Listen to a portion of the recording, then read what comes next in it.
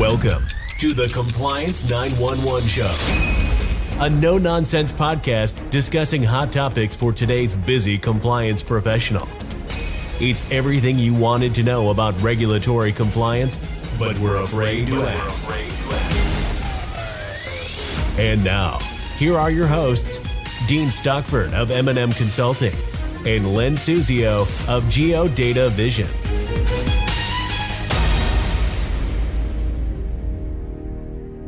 Welcome to our podcast, everything you wanted to know about regulatory compliance, but we're afraid to ask. So, Len, what exciting topic do you have for our listeners today?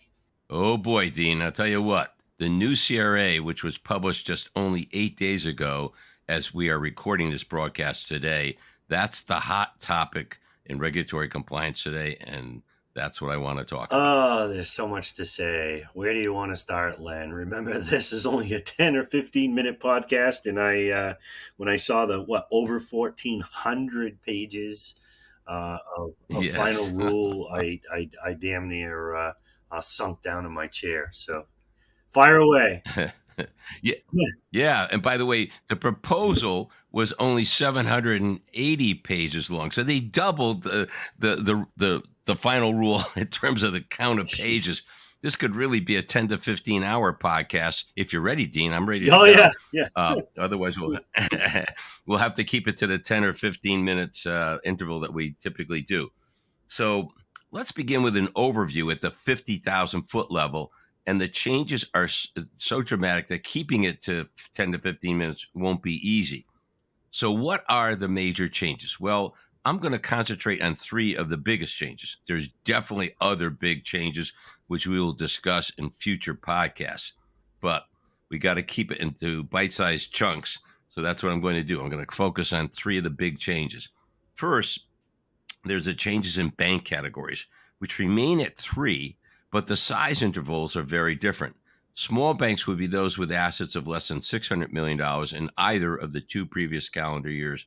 Intermediate banks, not intermediate small banks anymore, will be banks with assets of at least $600 million in either of the two previous calendar years to less than $2 billion. And finally, large banks will now be banks with assets of $2 billion or more in both the two previous calendar years. The second big change, and perhaps maybe the most radical and maybe even illegal. I believe it's illegal, but I'm not a lawyer. But I know that legal questions have been raised about this, which pertain to changes in the assessment areas. Now, since 1995, regulators have mandated that an assessment area for any bank had to include at least one deposit-taking branch from that bank. Those will now be known as, quote, facility-based assessment areas. But the new CRA will mandate two new types of assessment areas, the so-called retail lending assessment areas and, quote, outside retail lending assessment areas, end quote. This latter type of assessment area can cover anywhere in the country, and in my opinion, is the most radical concept in the new rule, although there are plenty of other controversial changes too. And the third big change are the performance tests and performance standards themselves, which are going to change. For small banks, there will not be any official difference, and I use the term official because I believe the reality is that even small banks will see a big change in performance standards, but that will not be officially announced. So, Len, I know we're taking this in little chunks, and of course, we just swallowed three big bullet points, but let's kind of take this one at a time. First, regarding the bank size categories, please elaborate a little bit for our audience. I'm interested to hear about all three size categories, but your comment about the unofficial impact of performance standards on small banks, it's got me. It certainly has the hair on the back of my neck standing up. So I'm trying to navigate my way through. Okay. Well, as I said, there will be three different categories or size categories of banks as there is today, except that the size thresholds will be different. Small banks have been comforted by their apparent escape from any substantial changes, but that is a misunderstanding, in my opinion. When we get to the tests and standards part of this podcast, I'll explain that. Intermediate banks and large banks will bear the brunt of the radical changes in the new rule. Intermediate banks will be subject to the new, quote, retail lending tests and either a continuation of the current community development test, which they will now be called the intermediate bank community development test, or the new community development financing test. Large banks will be subject to 4 different tests: the retail lending test, the community development financing test, the retail products and services test, and finally the community development services test. For large banks, the 4 tests will be weighted, with the retail lending test and the community development financing test getting the most weighting, and the retail products and services test and the community development services accounting for only 20% of the total rating for large banks. Well, I'm certain our audience wants to know more about the assessment area changes. What do you have to say about those? Dean, the new retail lending and outside retail lending areas are very controversial and are likely to be legally challenged. As any experienced CRA officer knows, for decades, regulators have insisted that every assessment area must contain at least one deposit-taking branch.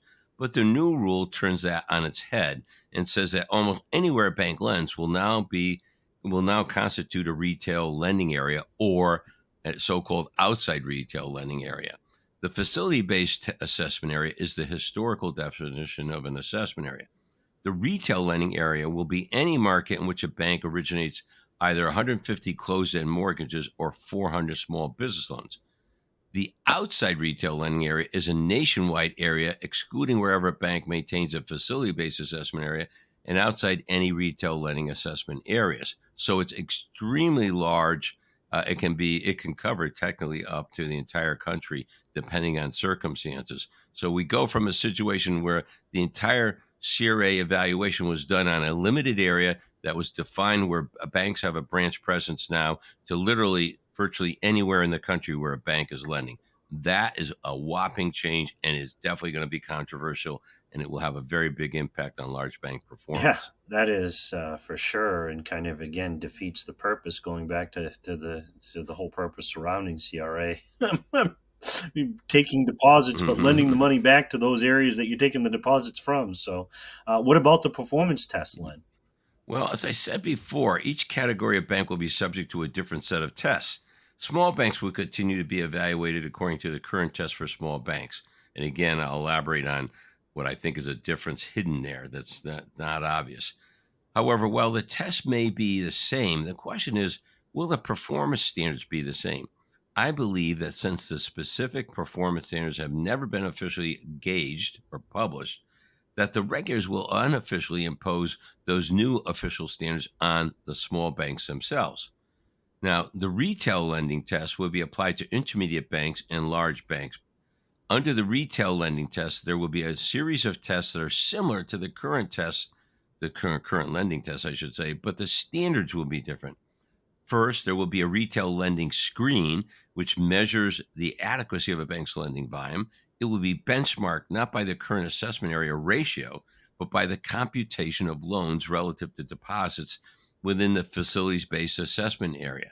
The screen will be based on 30% of the average of all the banks with deposit facilities inside the facilities assessment area and their loans relative to their deposits in that area.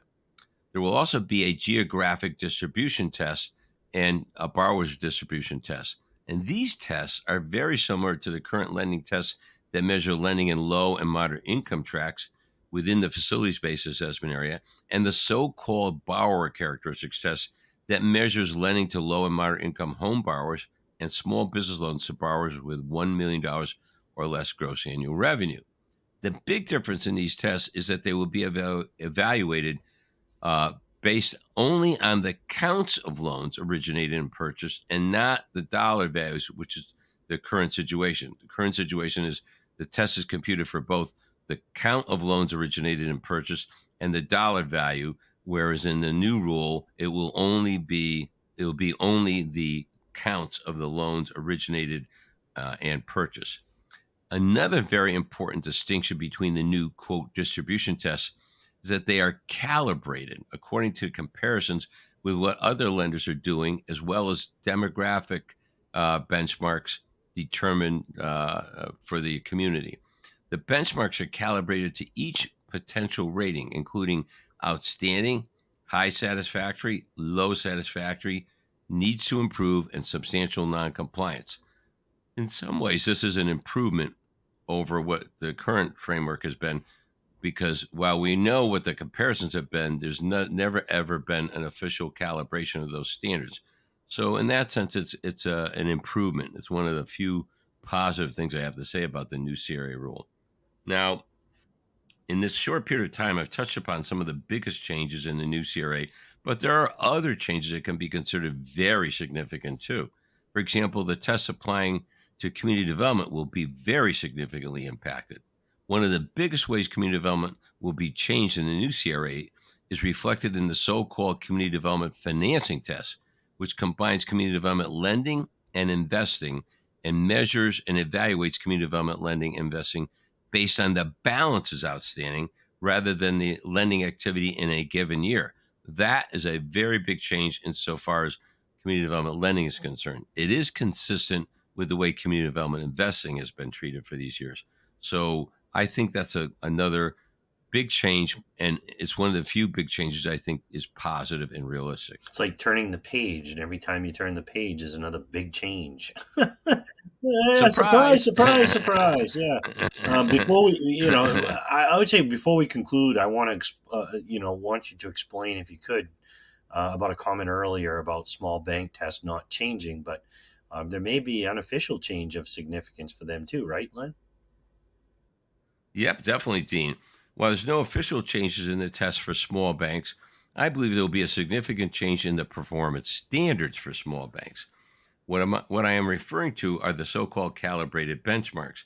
Since both small banks and large bank performances will be based on the distribution tests, lending in an assessment area is low and moderate income tracts and lending to low and moderate income borrowers. And since the standards for those tests have never been officially announced, I expect that the new calibrated benchmarks will be applied to small banks too, and it can be done sub rosa.